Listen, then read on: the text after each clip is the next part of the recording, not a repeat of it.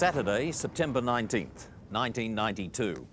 Two men are jogging here in the Belanglo State Forest, about 2 hours' drive south of Sydney. A terrible smell stops them in their tracks. Oh my God, what's that? It's the smell of death. They find the decomposing body of a young woman. She's been stabbed 14 times in a murderous frenzy. And there are more bodies lying in this lonely forest.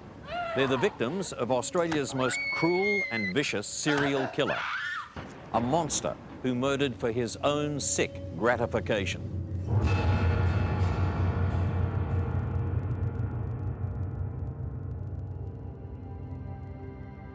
In the late 80s and early 90s, Australia is a mecca for backpackers. They're young, adventurous, and out to see the world on a shoestring. In just a few years, a billion-dollar industry springs up from nothing. Specialist hostels offer no-frills accommodation for young travellers.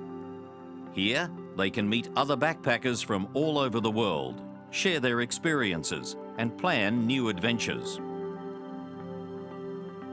In late 1991, two young British women, Joanne Walters and Carolyn Clarke, meet at a King's Cross backpackers hostel and become instant friends. Joanne, born on Australia Day, January 26, 1970 in Maesteg, Wales, is a bright and sociable young woman who gets the travel bug early in life, as her father Ray recalls. Yeah, she was very outgoing. The nature of the job she was doing, she trained as a nanny as well, and that's left her a scope to sort of travel other countries, looking after children in different parts of the world. And I think it'd have been hard for her to settle down after it, because she just loved traveling. Caroline from England, Antonella from Italy. Carolyn Clarke is a 21-year-old from Surrey in England. She's strong-willed with a devil-may-care attitude to life. Some say she can be a little sharp-tongued at times, and from an early age, she has a fascination with Australia. I think quite early on, probably from the age of about 10 or so, we'd always sit down in holiday times. They would always sit down and watch the Australian soaps, you know, Neighbours, Home and Away, that sort of thing. And gradually sort of took hold, didn't it? Yes. The goal of getting to Australia. So, and we certainly didn't discourage it. I think travel is fantastic for youngsters. Carolyn's dream comes true when she arrives in Sydney on September the 19th, 1991. In February, Carolyn Clarke and Joanne Walters head to the riverina town of Mildura to pick grapes for 2 months. Then, on to Tasmania. Here, Caroline swaps her small, shabby tent for a blue 3-man tent owned by a fellow traveller, Steve Wright.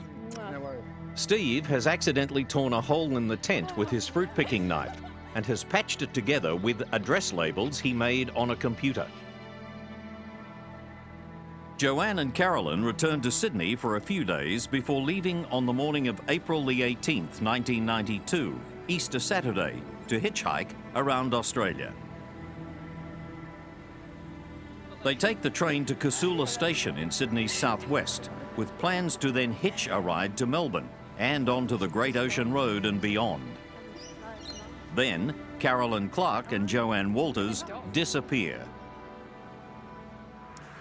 We can't be certain what happened next, but based on evidence and police reports, what you're about to see is the surreal nightmare that unfolds for Joanne and Carolyn. It's believed that they accept a ride from a man in a 4-wheel drive vehicle.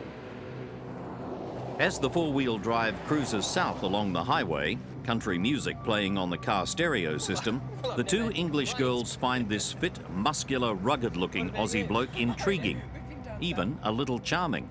So how long have you been in Australia? He asks them all sorts of questions, but after a time, something changes. The man, who calls himself Bill, becomes quiet and sullen. Joanne and Carolyn aren't sure why. Was it something they said? All they know is that Bill is now more sinister, more menacing. He stops the four-wheel drive, makes an excuse to get out of the vehicle, Just want to grab a cassette from under the seat. I can't go driving without music. and then he pulls a gun. All right, we're just going to have a little bit of a game, all right? We're just... Don't shoot! Don't shoot! Get out of the corner, I'll blow your head off. You hear me? Don't get out! He says he's going to rob the women. Shut up! All right, If they cooperate, he won't harm them.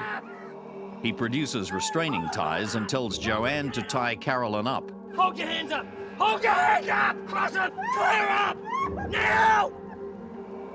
Then he ties Joanne up. You don't want to die here. We've got a couple of hours of fun to have yet.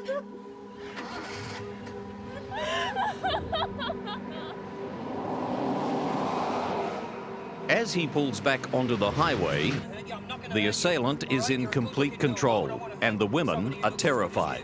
Calm down. There's nothing to be scared of. He tries to calm them. All right? Just going to play a couple of games, and I'll let you go, right? Unharmed. Just past the town of Berrima, he turns right off the highway into Bunnygalore Road.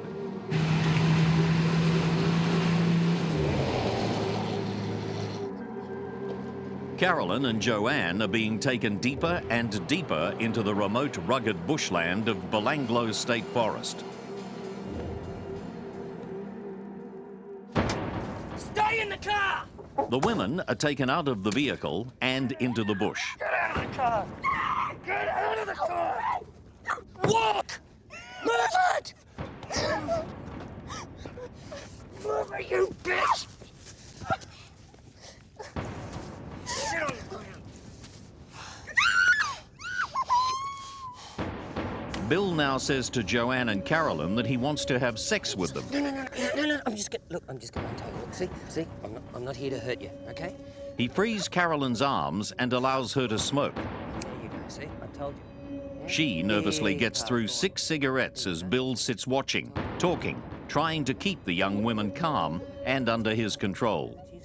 Hey, I'm not gonna hurt you. No. After what seems like an eternity, the time for talking is over. No. Carolyn is forced to her knees. Nothing to get upset about. All right, come on. A maroon-coloured sloppy Joe is wrapped around her head. No. Okay. It's all right.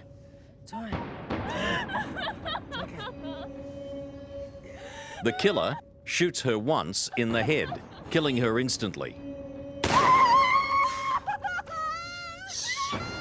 Joanne screams in horror. Shut up, you stupid bitch! Bill gags her and then returns to Carolyn. Shut up! He casually repositions her head and shoots once more. He acts out the same ritual again and again, firing a single shot, repositioning Carolyn's head and shooting again. It's a barbaric slaughter perpetrated coldly and calmly. After shooting Carolyn 10 times, the murderer stabs her once in the back as a final act of savagery. Joanne Walters is dragged away. There's a brief struggle, but Joanne is quickly subdued. 30 meters from where Carolyn's body lies, a hunting knife plunges into Joanne's spine, paralyzing her. Her jeans are pulled down, her panties are cut off. She is raped. But this is not about sex. This is about power and control. Then, in a frenzied attack, she is stabbed again and again, the killer still hacking at her body after she's dead.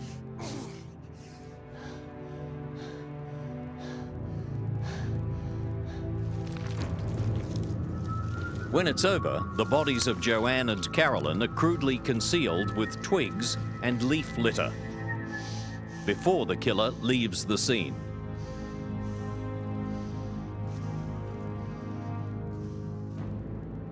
Weeks go by, and with no word from Joanne and Carolyn, their parents begin to fear the worst.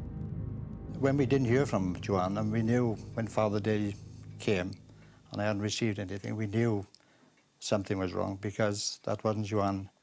She always remembered birthdays, and it was important to her. And we were down with friends in Cornwall. And on our way back, we got a call from Ray Walters saying, "We haven't heard from Joanne, we're getting worried, have you heard?" And I think that's when the alarm bells really started to ring very loud. On September 19th, 1992, 5 months after Joanne Walters and Carolyn Clarke are murdered, two orienteers make a gruesome discovery. It's a human body, roughly concealed beneath a rock ledge. Local police are contacted and they attend the scene. The body is identified as being that of Joanne Walters. The following day, the remains of Carolyn Clarke are found nearby. There are personal effects, such as coins and jewellery at the scene, but oddly, there's no sign of Joanne or Carolyn's camping gear. Joanne Walters' parents Ray and Jill had come to Australia after their daughter went missing. As Ray recalls, they're taking time off to visit the Sydney Opera House when the tragic news reaches them. And the next thing, 2 police cars came outside the Opera House, and they said they'd found what they thought was Joanne's body. They'd tried to put us in the car, and Jill was so upset she was trying to get out the other side. So it's a terrible experience. Well, I suppose you don't want to believe it, but you do. You have to. She can't give any further description of the clothing or anything. Just A murder investigation swings into action. Detective Inspector Bob Godden is in put charge. it in a running shoot, mate. Oh, we set up a investigation post at Barrel Police Station, and we started to get information, and we started to carry out an investigation. Bob Godden takes Ray and Jill Walters to the forest. It was very difficult. They wanted to come down and view the scene. I took them out to the forest, and it was very, very emotional. Inspector Godden brings renowned forensic psychiatrist Dr. Rod Milton to the crime scene. As I recollect it, it didn't change over time, but I thought it was a person who was used to that kind of thing, who was very deliberate in expression of aggression, but who contained aggression, so that he was a kind of person that, if you like, have an iron fist in a velvet glove, but who would enjoy then exercising the iron fist and seeing people suffer, and then do so over a period of time in a very deliberate way. Investigators begin to compile a list of people who might fit the profile. A police ballistics expert, Sergeant Gerard Dutton, examines the bullets and cartridge cases found with Carolyn Clarke's body. We found that Carolyn had been shot 10 times in the head with a small calibre firearm, and interestingly enough, these shots came from 3 different directions, basically the left side, the right side and the rear. During the post-mortem examination, we recovered 7 spent .22 calibre bullets from inside her skull cavity. My next sort of involvement was going back down to the scene where she was found and examining that area, and it was during that examination that we found another 3 bullets in the soil underneath where her head had lain, which had actually passed through her head. And with a metal detector, we made quite a large search of the area surrounding both bodies, and only several metres from where Clarke's body was lying were 10 .22 calibre fired cartridge cases. Sergeant Dutton is able to identify the type of weapon used to kill Carolyn Clarke.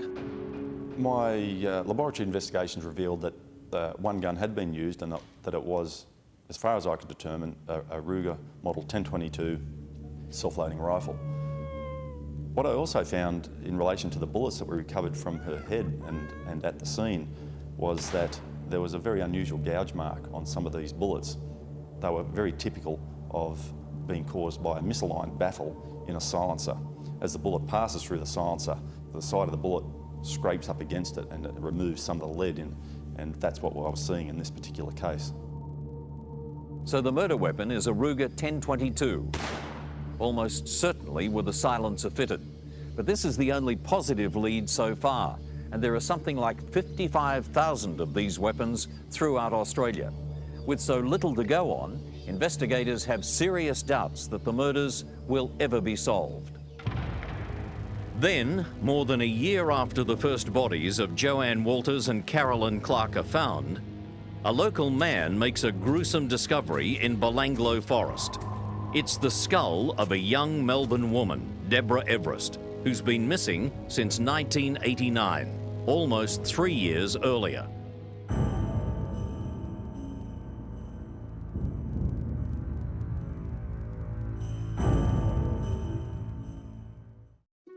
James Gibson and Deborah Everist are friends, both living in Melbourne.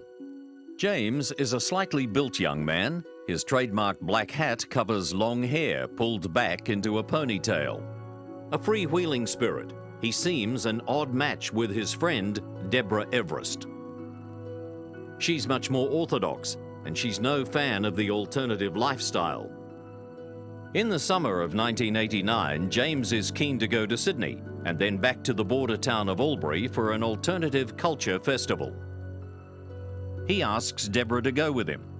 At first, she's not keen, but eventually, after encouragement from her mum, Pat, she agrees to go.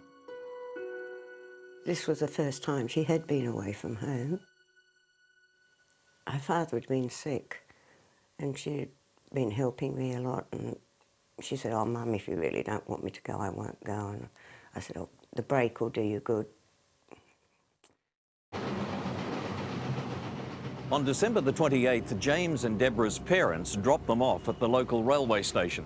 They don't want their kids to hitchhike, but James insists that it's safe as long as they travel as a couple. James takes his credit card and a backpack containing clothing, food, his camera, and a notebook. By the time they get to Sydney, their friends have already left for Albury. So James and Deborah stay the night, and then they set out the next morning between 9 and 9:30. They catch a train to Liverpool. It's believed that they then walk along the highway till they reach a small shopping centre at Casula. Deborah. A man approaches them and points to his four-wheel drive vehicle. He offers them a lift, and they gratefully accept. They travel south for what seems like an hour or so, and then the vehicle pulls over and stops a few hundred metres north of the turnoff to Belanglo State Forest. Just calm down, calm down, calm down, calm down, calm down. Before they know it, James and Deborah are We're prisoners. just going to play a game. They're taken into the forest.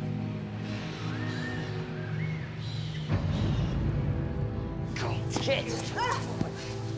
James is quickly disabled by a knife wound to his spine, and then he's left as the killer turns his attention to Deborah. A short distance away, Deborah is brutally attacked. A blow from a blunt object smashes her jaw. Her tights, bra and panties are removed, and she's tied up with the tights.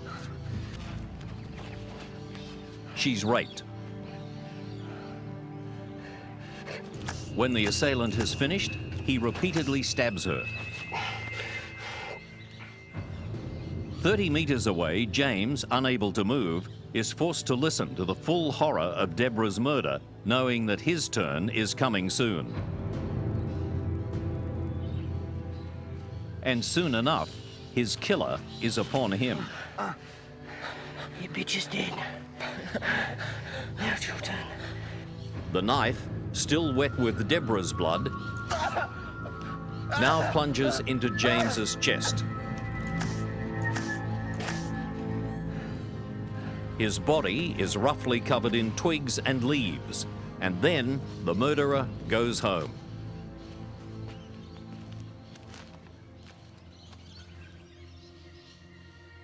The following day, a man riding his bike through Galston Gorge on the northwestern outskirts of Sydney finds a camera, James Gibson's camera.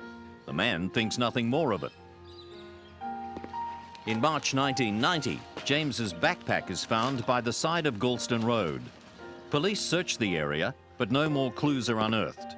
In fact, there's no trace found of James or Deborah for more than 3.5 years. During the agony of those lonely years, Pat Everist clings to the forlorn hope that Deborah may still be alive. You can't, when it's your child, you never give up hope, ever. Despite what I believe, perhaps deep down, I never gave up hope that I would see her again.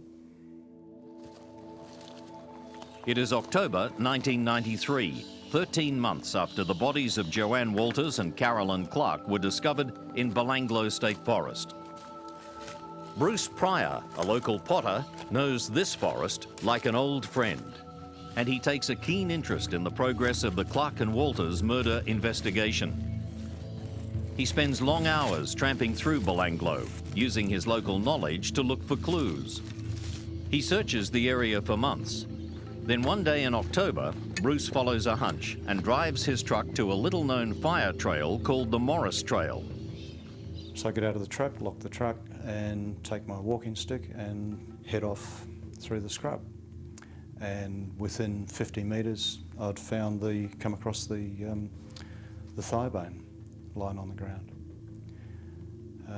So I picked it up and thought, well, it could be a kangaroo, but there was just the head on the femur, and a human doesn't have the large webbed bony protrusion that a kangaroo does. And I thought, it looks awfully like a human bone. Then I put the bone back down on the ground, and at one point I'm pushing through this sort of pea scrub, and there's a skull on the ground. The remains are those of Deborah Everist. Bruce Pryor reports his grisly find to police. Soon, the area is teeming with investigators. One of them finds a black hat, similar to the one James Gibson was wearing before he disappeared. Then we wandered around to where the detective was indicating something beneath one of the trees, and in turn they stood up on a rock and just stared at what just looked like a flat area of ground with a whole heap of twigs and branches lying on it. And eventually I was invited to have a look as well, and it took me 60, 80 seconds before I realised that what I was looking at underneath the leaf litter and the branches was a skeleton.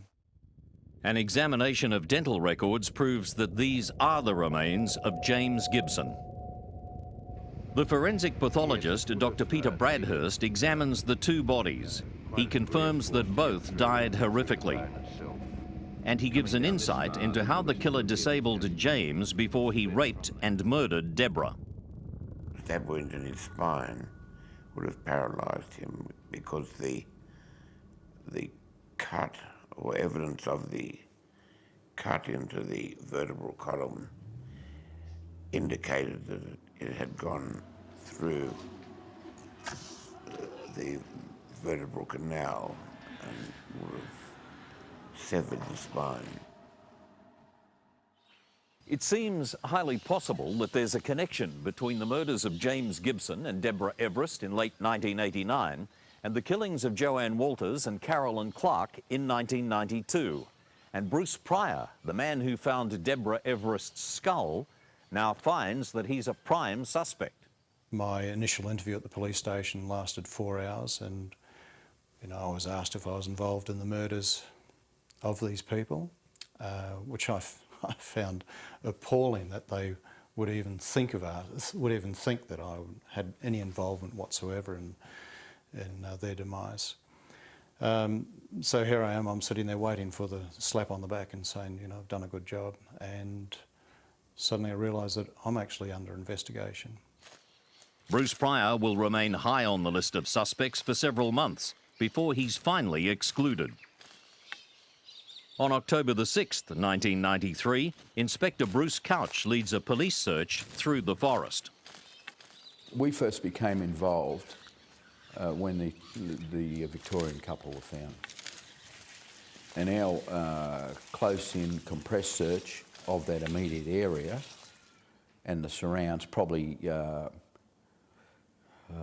200 metres square, We located some other bone fragments from bodies, and that took a number of days. It had to be specific, and one of the victims' bodies had been disturbed, I believe, by animals, so there were bone parts moved about. Superintendent Clive Small, a 30-year veteran with a reputation as an uncompromising, no-nonsense straight shooter, is put in charge of the investigation. On the day that I arrived, it was clear that it was a very remote area, a very rugged area, and one of the problems that existed at that time was that about 12 months earlier, 2 other bodies had been discovered in the forest not far from where this third body and the fourth body had been located. In most cases, there was very little of the remains of any of the victims left. They were in exposed conditions. They had been in the forest for several years. The murders occurred between 1989 and 1992, and we're now talking about 1993. So a lot of the conditions at the crime scenes and in the forest had changed over those years, and evidence that might normally exist at a crime scene was, or had a higher chance of being lost because of the time and the exposure to the elements. On October the 14th, a special task force is established called Task Force Air. Headed by Clive Small, the investigating team is under enormous pressure to get results. The pressure was quite considerable, and it was coming from a number of different perspectives. What we had again was a media that was trying to jump ahead of the investigation, so we had to get some control of that.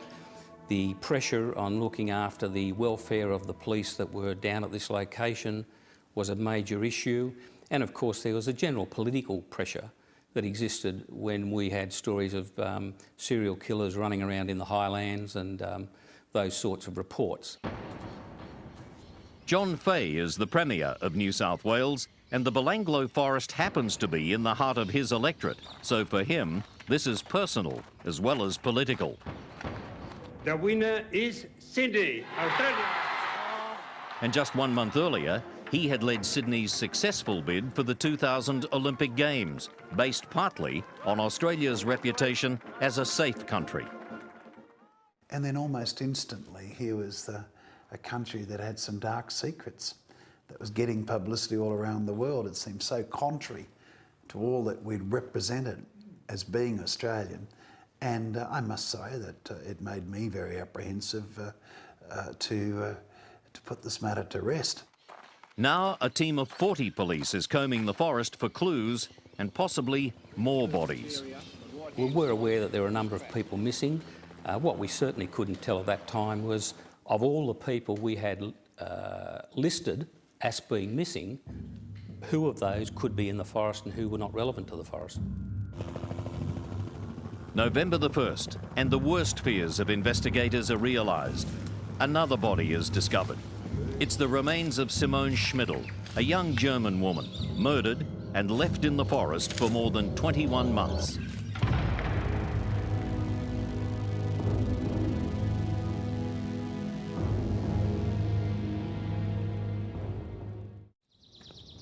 "20-year-old Simone Schmidl hails from the town of Regensburg, on the edge of the Bavarian Alps in Germany. Known by the nickname Simmy, she's an experienced traveller. She's outgoing and adventurous, and by late 1990, she's made plans to travel to Australia. She purchases a distinctive-looking backpack, a sleeping bag, and a band to tie up her sleeping mat. She later buys a green water bottle and writes her nickname, Simmy, on it in marker pen. She arrives in Sydney in late September. She rings her father Herbert and tells him how friendly everyone's been. Herbert urges his daughter not to accept lifts from strangers. Simmy promises him that she won't. Yes. And there's some good news. Simmy's mum is arriving in Melbourne in January. All right, yeah. She decides to meet her there. Bye. At 8:15 on the morning of January the 20th, Simone Schmidl sets out for Melbourne. She wears a purple headband to hold back her hair. The trains aren't running today, So she takes a bus to Liverpool and then begins walking towards Casula. A local Liverpool woman sees a young girl with a shock of dark brown hair and a huge backpack walking along the highway beyond Liverpool station. A short time later, the woman glances again, and the girl is gone. In that brief interlude, Simmy has accepted a lift. Fancy a ride? You look like you The need a man ride. with the four-wheel drive is charming and helpful.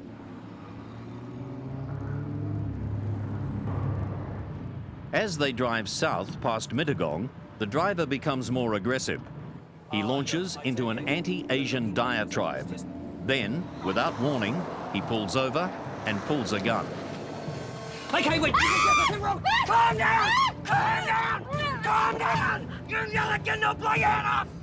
Calm down! Simmy is helpless.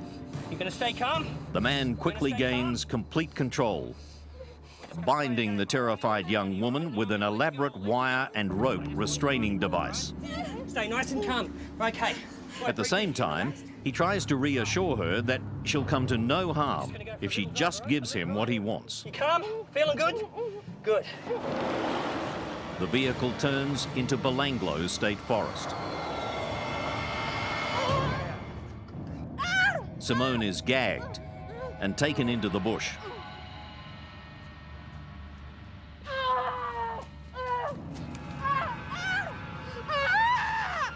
There's no possibility for her to escape or defend herself. Suddenly, a knife plunges upwards into her spine, instantly paralyzing her. Now, this predator can take all the time he wants. Only one person, the killer, knows how long this innocent young woman is made to suffer. But finally, her terrible ordeal ends with 4 horrendous knife blows. Ready? The murderer takes a few moments to survey his handiwork. Then he covers the body of Simone Schmidl in leaf litter and twigs and walks away.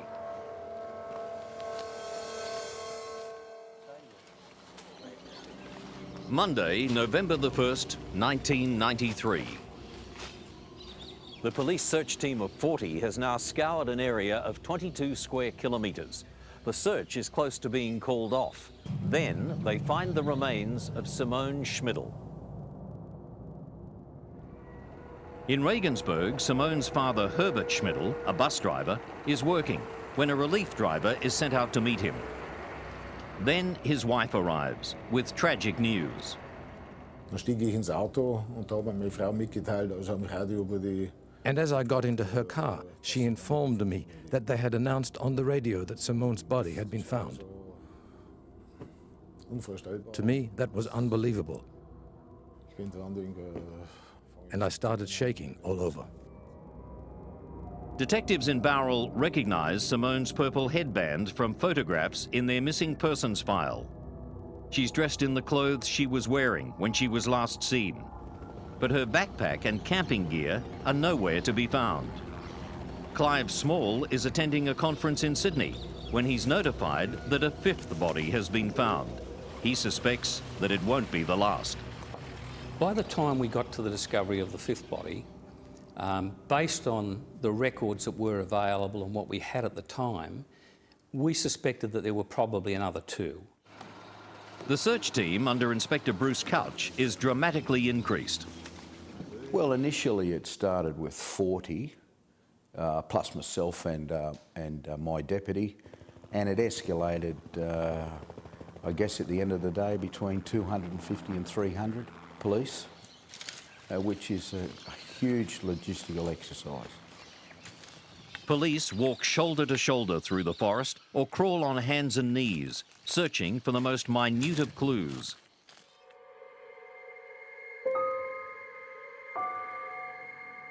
Then, on November the 4th, the bleak forest gives up another of its dark secrets, and the body count rises again. Gabor Neugebauer is a strong, fit young man from Germany. During compulsory military training in Munich, he meets Anja Habschield, a pretty girl with long reddish-brown hair. They're both shy and reserved by nature, and they make a perfect couple.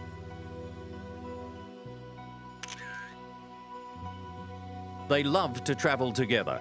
After backpacking through Europe and around Asia, they arrive in Sydney in time for Christmas 1991. Their parents are relieved when they hear that Gabor and Anja are in Australia. They feel it's a safer place to travel than some parts of Asia they've been visiting. They leave their King's Cross hostel on the morning of Boxing Day, December the 26th.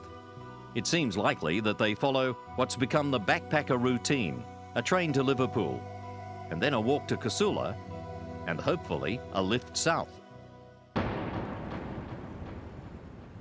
At Casula, Gabor and Anja have some luck, and it's all bad. The friendly Aussie bloke with the four-wheel drive takes them south. Then, without warning, he turns on them. Okay, we're just gonna have a little game. Put your hands down. Gabor resists, but the man fires a warning shot. Get up, you piece of shit! Don't you ever grab this gun again, or the next hole will be through your head. The bullet thuds into the passenger side door. Get your hands back! Tie him up! Gabor is strong, but he's bound fast and he's reluctant to act rashly in case he puts his girlfriend's life at even greater risk. Tie him up! And besides, this man has said he'll let them go in a little while. Now calm down. We're going to enjoy the drive, all right?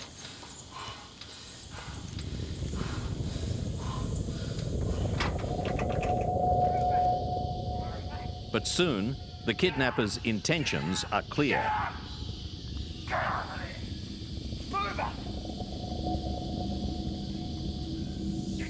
Anja struggles to get away, but to no avail. Where do you think yours is going, bitch? Gabor goes to Anja's defense, but he's bashed unconscious.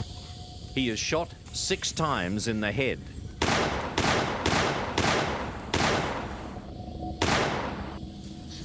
Anja knows that she too is doomed.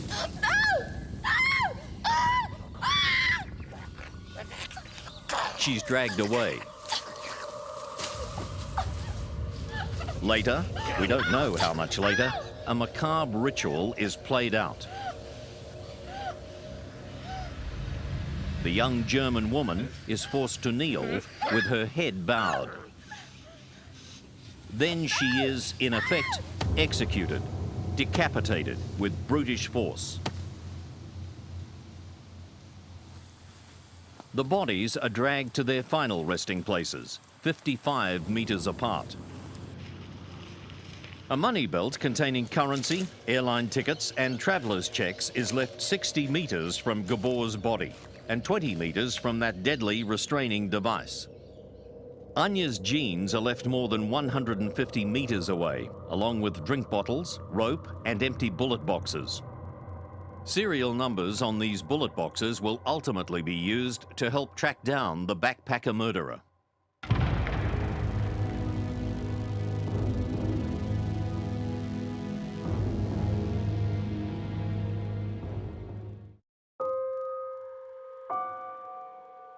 November 1993. So far, the bodies of 5 young travellers have been found in the Belanglo State Forest, a 2-hour drive south of Sydney along the Hume Highway. James Gibson and Deborah Everist from Melbourne, Carolyn Clarke and Joanne Walters from the UK, and Simone Schmidl from Germany. All have been savagely murdered, some shot, some stabbed, some sexually violated.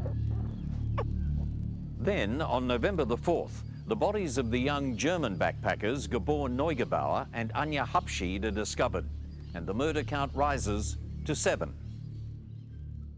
By the time we had discovered the 7th body, it was clear, in our minds at least at that stage, that we had one person responsible for all the murders. We had a lot of common features that were emerging, and I think it was fair to say at that time it was an appropriate time to declare or express the view that we had a serial killer, and I did that.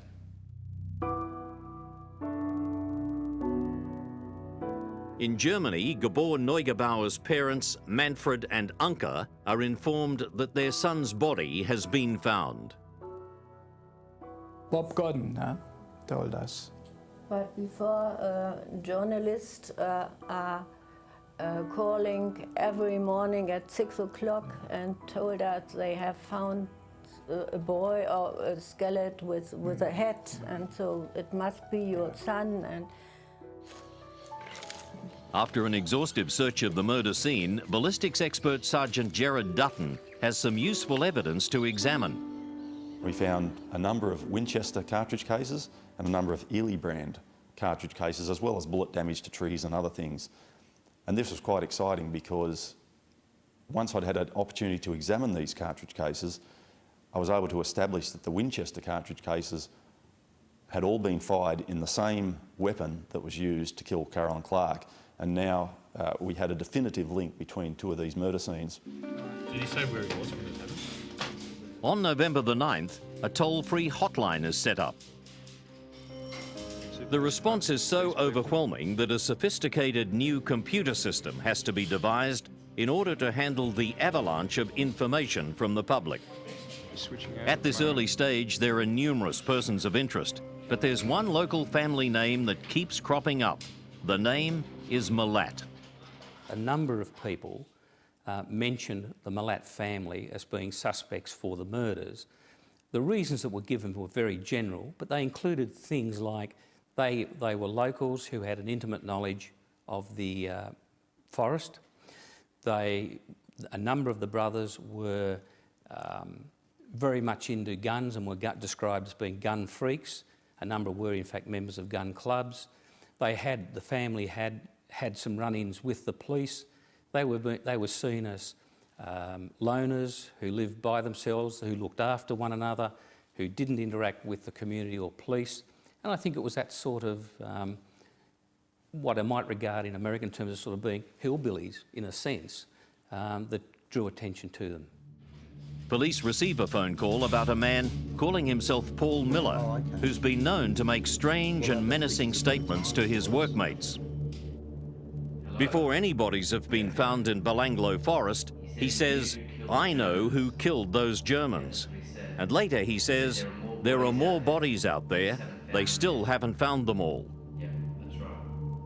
Inquiries reveal that Paul Miller is actually Richard Milat. A short time later, a barrel detective visits the local pistol club, following up the list of Ruger 22 gun owners who might be suspects. He's approached by Richard Milat's brother Alex, a member of the club. Bob Godden recalls his story. Well, Alex came forward and made a statement that he was driving along the road there that leads that heads towards the forest, and he saw two motor vehicles racing down the track into the forest, and he happened to notice that the two girls, one in each of the vehicles, and they were bound and gagged, and that there were four men in each of the vehicles, I think it was. But we were a little bit sceptic about it because of the way that he told it, and he must have had tremendous observational powers to see what he said he did. I don't know whether he was actually trying to put us onto a line of inquiry into the Milat family, or whether or not he was trying to put us the other way. I just don't know. Alex and Richard Milat are amongst 14 children born to a Yugoslavian immigrant, Stephen Milat, and his wife Margaret between 1939 and 1962. Guns figure in the lives of the Milat boys from very early on, as one brother, Boris, recalls. I can remember that the guns scene turned nasty there one time. Dad built a big packing shed, and we used to play cowboys and Indians with slug guns. You know, we'd actually shoot at one another. And I was hit a few times, but this time I was, Alec being the shot he was, must have got carried away, and I put my head up, and next thing, bang, he shot me right in the front of in the forehead. And Dad seen that, and he took the guns off us, and I think if he was alive, he'd still be chasing Ellie up the paddock. I'll never forget that. There are 10 Milat brothers. Several of them are in trouble with the law from an early age. One brother, Ivan, is known to be a gun fanatic, and he owns a four-wheel drive vehicle. He has a criminal record going back to 1962, when at the age of 17, he was found guilty of theft. In 1971, he's charged with abducting 2 young women and raping one of them. But at the subsequent trial, the women, both under psychiatric care, are no match for the Milat family's solicitor, John Marsden. The 2 young women came in and gave evidence, and they, quite frankly, stuffed their evidence badly and admitted that it was a consensual act. I never know whether it was or was not, you never know that, but the jury found him not guilty. And that was the beginning and end of it. It was a very good win in court from a point of view of a forensic cross-examination of the 2 victims, or alleged victims. With the Milat family under scrutiny, investigators set out to find the owner of the Ruger 1022 used to kill Carolyn Clarke and Gabor Neugebauer. The ammunition boxes found near Gabor's body have batch numbers on them. So police contact the ammunition factory in Victoria, where they were manufactured. We sent police down to Melbourne. They went through the records of the factory and were able to identify that they'd been sold in the year or so prior to the first murder, and that they'd been sold to something like about 55 gun shops around Australia, and about half of those were in New South Wales, and a number of them were in the Sydney area. One gun shop in Sydney's west is found to have sold bullets from the incriminating batch to a man using the name Ivan. Ivan Milat works on road gangs for the Roads and Traffic Authority. The work takes him to a variety of locations, including a number of unsolved murder scenes. He was also working in the Galston area, northwest of Sydney, when James Gibson's backpack and camera were left there. And what's more, police inquiries revealed that Milat was not at work when all 7 backpackers disappeared. Clive Small has a burgeoning file on Ivan Milat and his brothers, but there are still too many pieces missing. Then a story emerges that will put Ivan squarely in the picture. It's a story that's been buried since shortly after the first murders took place. In late 1989, a young Englishman, Paul Onions, arrives in Sydney with plans to see as much of Australia as he can. On January the 25th, 1990, he sets out for Melbourne, hoping he can hitch a ride at least part of the way. At Casula, he accepts a lift from a man in a four-wheel drive vehicle. As he settles into the vehicle, Paul, a keen cricket fan, notices that this bloke Bill looks a bit like the great Australian fast bowler Dennis Lillee, with that characteristic long, droopy moustache. A few brothers and sisters, yep. Bill starts to ask Paul Onions questions. Does anyone know you're headed down to Melbourne? Are you meeting somebody tonight? So you're out here all by yourself? That's right. It's brave. Bill says he lives locally. He's divorced, and his family is originally from Yugoslavia. Yugoslavia, over your way. But as the afternoon wears on, Bill's mood changes. He becomes withdrawn. Paul can't get a word out of him. But Paul's never hitchhiked before. He doesn't know exactly what to expect. Maybe he's being overly suspicious. Then, south of the town of Berrima, Bill says he needs to pull over. We're just about out of radio range, so I'm just going to look for a spot to pull over and grab some tapes. That doesn't make sense. There are tapes right there, between the driver's seat and the passenger's seat. Paul is becoming edgier as Bill finds a place to stop. Wait, I just got to grab those cassettes. I got to have music. Paul gets out to stretch his legs. What are you getting out of the car for? Get back into the car. But Bill turns How on do I give you him. a ride if you're not in the car? Paul looks around to see how much traffic is on the road, just in case he needs to make an escape. Look, I've got to get these cassettes. Stay in the car, will you? All He right? tries to calm I don't know where himself you are. down, tells himself he's just being paranoid. Right, this is a hold-up. This is a hold-up. Relax, relax. You know what this is? You know what this is?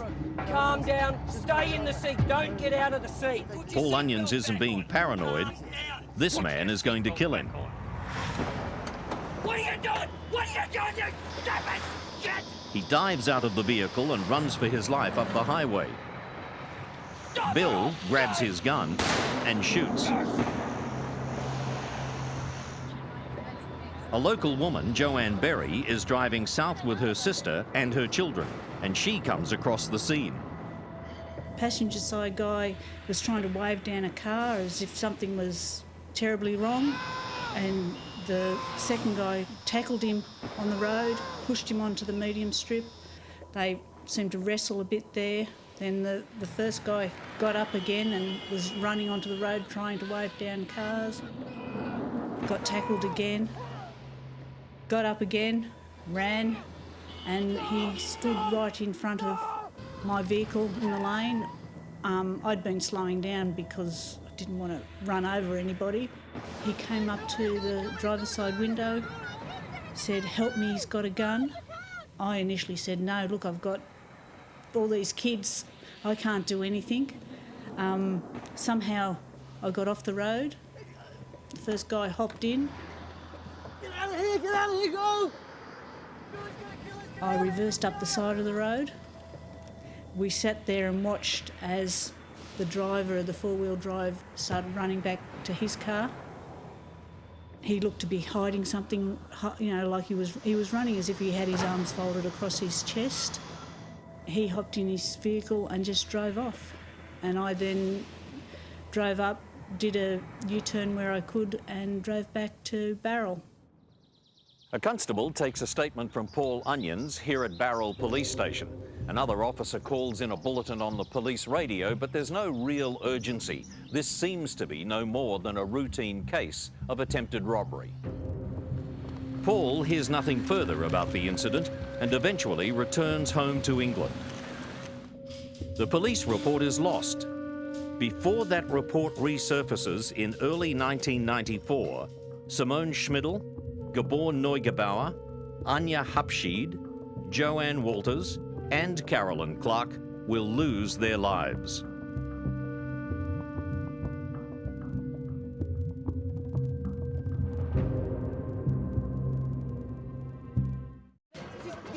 November 1993. Paul Onions has been safely back home in England for more than 3.5 years since his terrifying encounter with a would-be murderer who called himself Bill. By now, 7 bodies have been discovered in Belanglo Forest. Believing that this man Bill might be the backpacker killer, Paul rings the police toll-free hotline in Australia to tell his story. At around the same time, Joanne Berry, the local woman who almost certainly saved Paul's life, also rings the hotline. But police have been bombarded with calls, and there is a mountain of evidence to be followed up. With no clear suspect in the picture, Joanne and Paul's statements are not acted upon for another 4 months. But by early 1994, there is more and more evidence pointing to Ivan Milat. So Task Force Air officers dig deeper and come across the report of Milat's rape charges from 1971.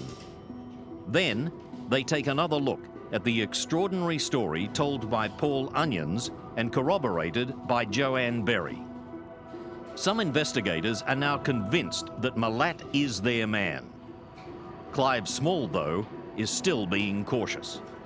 By around March, we had gathered quite a lot of evidence that suggested Milat's involvement, Ivan Milat's involvement in the murders. I wouldn't say it was sufficient to arrest him and charge him with those offences at that time. One of the investigators had spoken to Paul Onions on the telephone.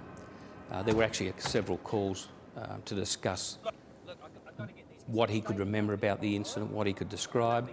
And based on those telephone calls, we were convinced that he was talking about the Belanglo murderer, that his evidence was vital, and that for court purposes we needed to be careful about how we spoke with him on the phone, and the best approach was to bring him out here, make sure that we did everything formally, made sure it was done correctly and beyond question, and the decision was made to bring him out. Paul Onions arrives back in Australia on May the 2nd and is taken to the area where the attempted kidnapping took place in 1990. It's just 800 metres north of the Belanglo forest turnoff. Back at Task Force Air headquarters, Paul is shown a videotape of 13 men with moustaches. He looks at the tape twice and both times identifies face number 4. It's Ivan Milat. Then, on May the 21st, detectives visit the home of Alex and Joan Milat. Alex shows them a backpack that Ivan has given to Joan. The investigators are certain that it's Simone Schmidl's backpack. This is the first hard evidence that directly links Ivan Milat to the backpacker murders. Once we had that backpack, we knew we were on the right track. We had that little bit of extra evidence, and it was decided to go in. In late May, a massive force of almost 300 police mobilises to move on properties associated with the Milats. Ballistics expert Sergeant Gerard Dutton is assigned to the group targeting Ivan Milat's house. May the 22nd, 1994, from memory, that I was to be one of 4 searchers to conduct a search upon Ivan Milat's house, and simultaneously police were conducting or going to carry out searches on other properties belonging to other members of the Milat family in New South Wales and Queensland. My role at Ivan Milat's house was not only to assist in the searching process, but to assess the significance of any firearms evidence that we might find there. And I spent 3 days searching the house, and then I left to continue work back in the laboratory while the search actually still carried on. But by that stage, we'd found some very, very interesting and promising evidence. Ivan Milat is arrested. Police discover a mountain of evidence against him. They find a vast hoard of weapons and numerous items belonging to the victims, including Simone Schmidl's green water bottle.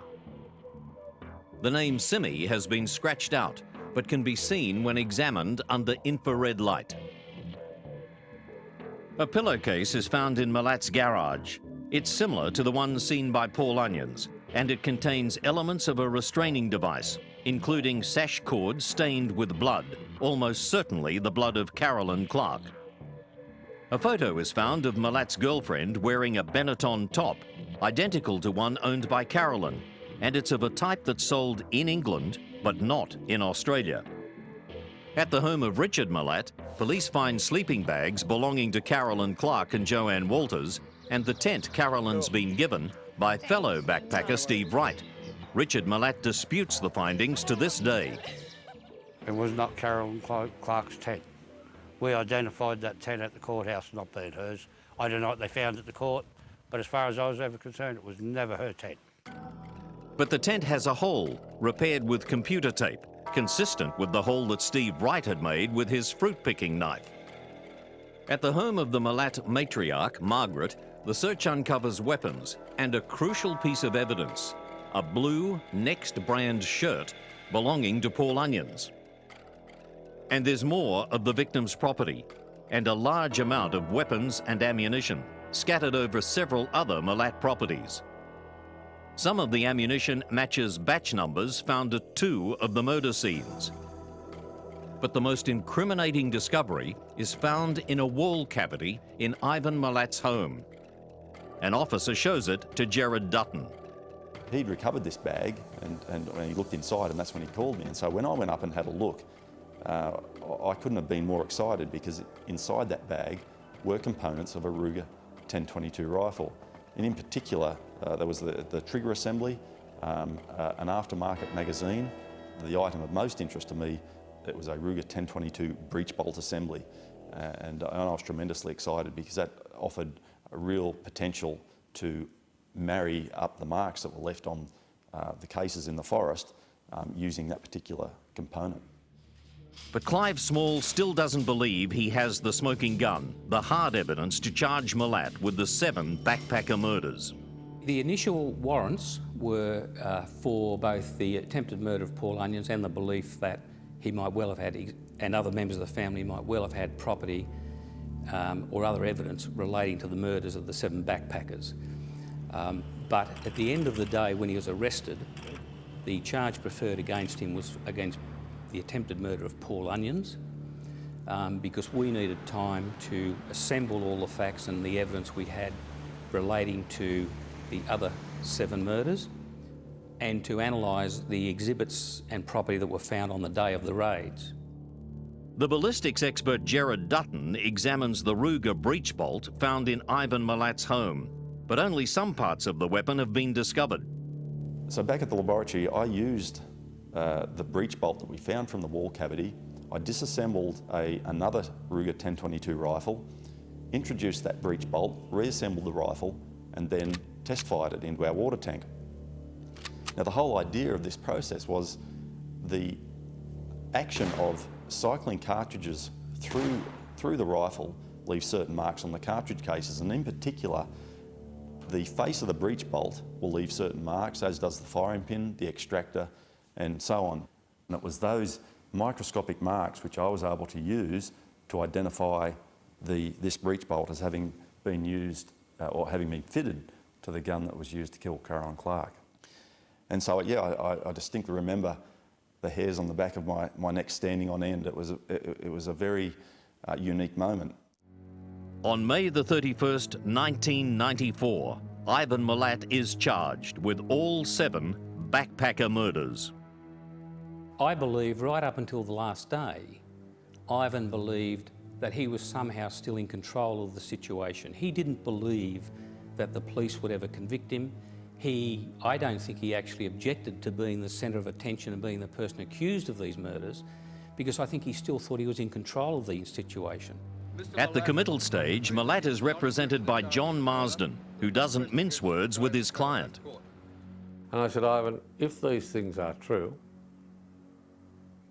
and I'm not accusing you, but if they are true, and I can tell you the evidence is bloody strong as I've seen the evidence, then you've got a problem which is not a straight out murder problem. You've got psychiatric problems.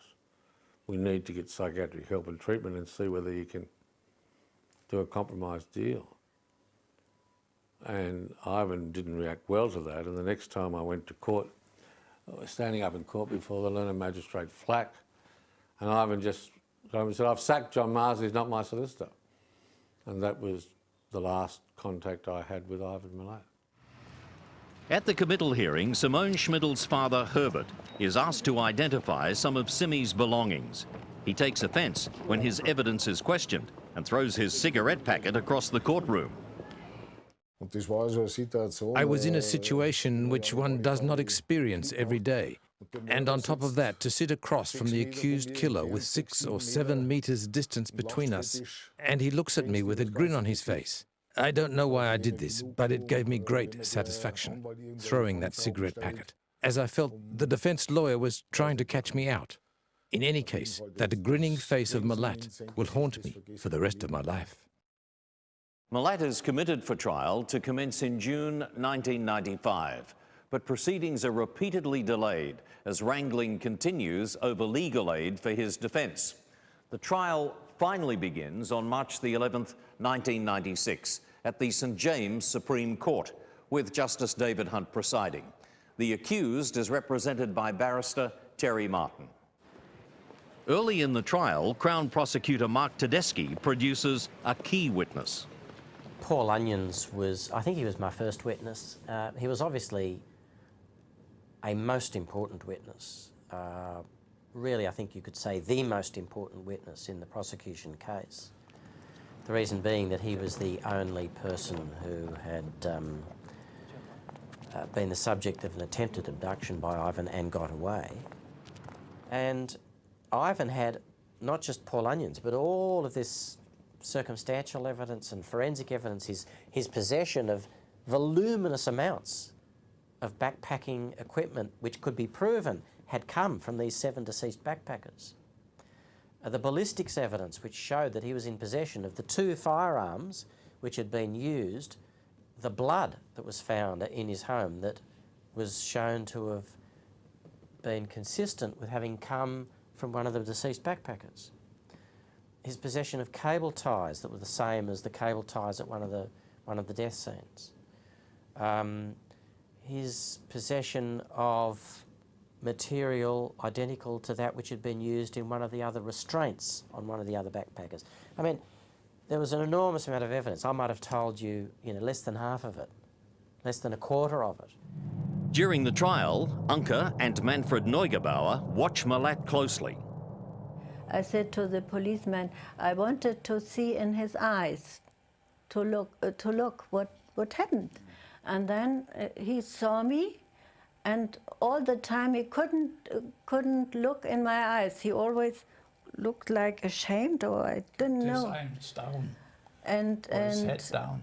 And so afterwards, Bob Gordon said, "Oh, he couldn't look in your eyes. What happened?" I think I don't know, but I think he was feel guilty or so. I don't know. The defence case centres around the possibility that other members of the Milat family are the killers, rather than Ivan. In his summing up, Crown Prosecutor Mark Tedeschi addresses that issue. What I said to the jury was that I was not able to prove definitively that Ivan had committed any of these 7 offences on his own, nor was I required to prove that he was on his own. All I had to prove beyond a reasonable doubt in order for there to be a conviction was that he either did it on his own, or that if it was more than one person, that he was one of them. On July the 24th, the jury retires, and a nation waits breathlessly for the outcome. 3 days after retiring, the jury returns its verdict. Ivan Milat is guilty as charged. Deborah Everist's mother, Pat, has sat through the trial, trying to come to terms with what this man has done to her daughter. You expect to see a monster, but he was quite an ordinary-looking fellow. And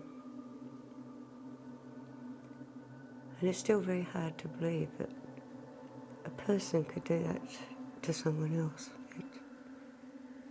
Even now, I find it hard to believe that one person could deliberately set out to torture and kill someone they didn't even know just for the pleasure of it.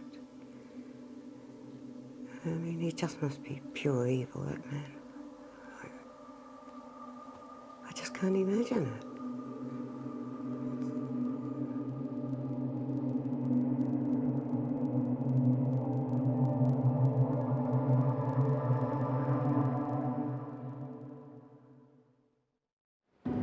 On May the 27th, 1996, Ivan Milat is convicted of the 7 backpacker murders and the abduction and attempted murder of Paul Onions.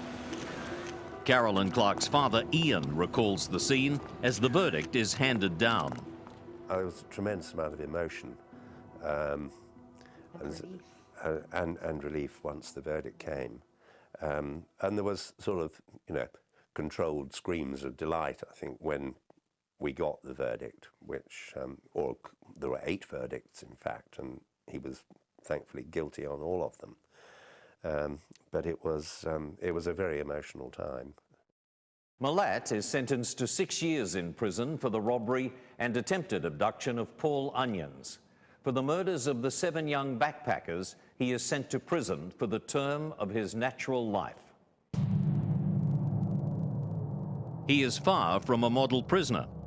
He attempts to escape, goes on hunger strikes, and swallows razor blades.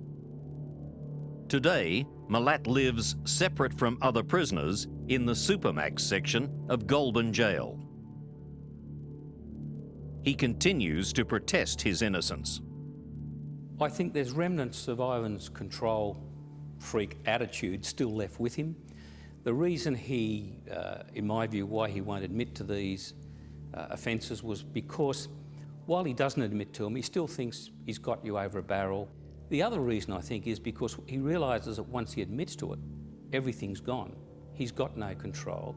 He's got no chance of getting out. He's got nothing that anyone's interested in anymore. Whatever they think privately, most of the Milat family say publicly that Ivan is innocent. If you think your brother never did it, and you think the police set him up, or mistreated, well, why would you think that he was guilty? Just because the policeman come and told you that he did it. Well, what, was he there with him? And I had a few dealings with the police, and I wouldn't trust them. The ability of people to deny reality is great, and family members can readily deny that someone in their family has done wrong. I don't think that's always in their service, and I think when families would feel ashamed of what a family member had done, would seem to me to be a healthier way and perhaps better for the person who'd committed the crime. But to support someone who had committed such a crime is thereby endorsing the crime. But Boris Milat has broken ranks with the family. He's in no doubt about his brother Ivan. I'd like to say about Ivan is that I see Ivan as a completely evil person. And I would say that if he never got caught, he would have went on to more evil things. And to the point where he was so dangerous that he was so charming, and so that he was dangerous in that alone, because it'd disarm everybody. The animosity between Boris and Ivan goes back a long way, to the days when Ivan was having an affair with Boris's then wife. At one point, Boris even plans to shoot his brother, but he backs out at the last minute. And people today will not, and fail to accept, people that know him, that he's done this thing. I've got no problem at all with it, because he's evil. He's just plain evil. And that's it. And there's very few people that you will come in contact in your life that is evil as this man, I can tell you now. Wally, or Walter as they know him on TV, and Richard, both have expressed to me their horror and dismays of what he's done, privately. But they won't come out in public and say it. But they say it to me, and they believe it. I can see they're hurt by what's happened. Ivan Milat's guilt is beyond doubt, his depravity beyond comprehension. But many questions remain unanswered. Did he act alone? Or was there a second person involved in at least some of the murders, as was strongly suggested at the trial? Have we got definitive proof of that? No. To my way of thinking, in all the years I've been doing forensic firearms casework, if you only had the one shooter there with 2 rifles and 2 boxes of ammunition, I think the likelihood would be quite high that some of that ammunition would have been fired in both rifles, and we would have had evidence of that, but that wasn't there. And so I would lean towards guessing that there were two shooters at that particular location. At Ivan's trial, Richard Milat was closely questioned about his possible involvement. Well, on that part, that's the lawyer just saying whatever. It didn't worry me one bit at all. I got more than 100 witnesses saying I'm at work 6 days at a time. So he's got to do something, the lawyer. John Marsden believes Milat may have had an accomplice, but not one of his brothers. I don't think Ivan did it alone, and I've said, and I'm on public record, that if any of his family were involved, his sister, who's now deceased, had a very close relationship with him. I don't think the Telegraph reported me correctly when they said I said she was involved, but if I was suspicious of her knowledge at least, and if not her acquiescence, I would say that. But at the end of the day, yes, I think he had someone with him, but were never his brothers, never his brothers. Clive Small remains convinced that Ivan Milat acted alone. The argument that there were 2 or more offenders, I don't accept, and the basis for not accepting them is the 1970s matter he committed by himself, The Paul Onions matter he committed by himself. He, Ivan, had control of all of the property that was taken from the crime scenes. He was the one who handed it to friends and relatives and no one else. He was the one who gave his girlfriend the jumper of one of the victims, no one else. The firearm that was used was found in his place. He knew the area and he had the four-wheel drive to get there. So I think all of that goes towards saying it was the one person and Ivan acted alone. It comes across and they say this and that and this and that. Ivan couldn't do all these things on his own. Believe me, he could. He could do it with one hand behind his back. Ivan could. Whether or not Ivan Milat acted alone is in the realm of speculation. But what is much more than speculation is the very real probability that Milat murdered elsewhere at other times. There are several unsolved murders and missing persons cases where Milat seems to fit the frame. During Task Force Air's investigations, an exhaustive search is made of cases from 1970 onwards. Investigators turn up 43 missing persons from 36 separate incidents and 11 unsolved murder incidents involving the killing of 16 people. They conclude that it's possible Milat was involved in up to 14 of the missing persons cases. Of the 16 murders, Milat is a prime suspect in 3 cases, and his involvement in others cannot be ruled out. We would suspect on the inquiries that were made that there are probably 3 or 4 other murders that Ivan is good for, but there's simply not enough evidence there to prove it. Predictably, Milat denies all knowledge of these matters and refuses to assist police with their inquiries, denying the victims' families and even his own family an opportunity for closure. Ivan Milat is a heartless predator who snuffed out the lives of young, vital and carefree kids just for fun. I think the best thing about Ivan at the moment is the fact that he's in Supermax at Goulburn, and I think the best thing for the community is the fact that he will die there. Milat has been brought to justice, but for the parents of James, Deborah, Simone, Gabor, Anja, Carolyn and Joanne, the agony goes on. Their children were taken from them in the most horrific circumstances. What they've had to endure and must endure for the rest of their lives is beyond comprehension. Milat has destroyed my entire life. He has completely thrown me. No one will ever know the pain I go through. An outsider has no idea what one has to cope with and how you have to experience it yourself to know what it is like to lose your only child. I feel so sorry, so down, really. It comes always from time to time.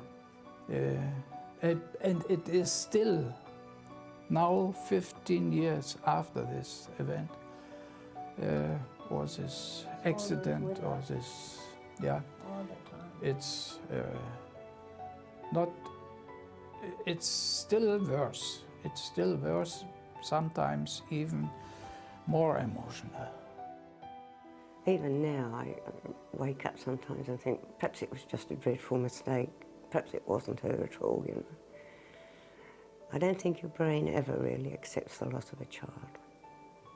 Ever.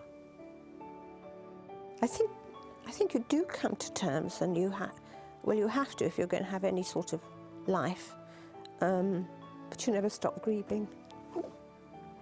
You know, life does go on, but, you know, Caroline is in a little special compartment of her own, and you live round her, but you can always go in.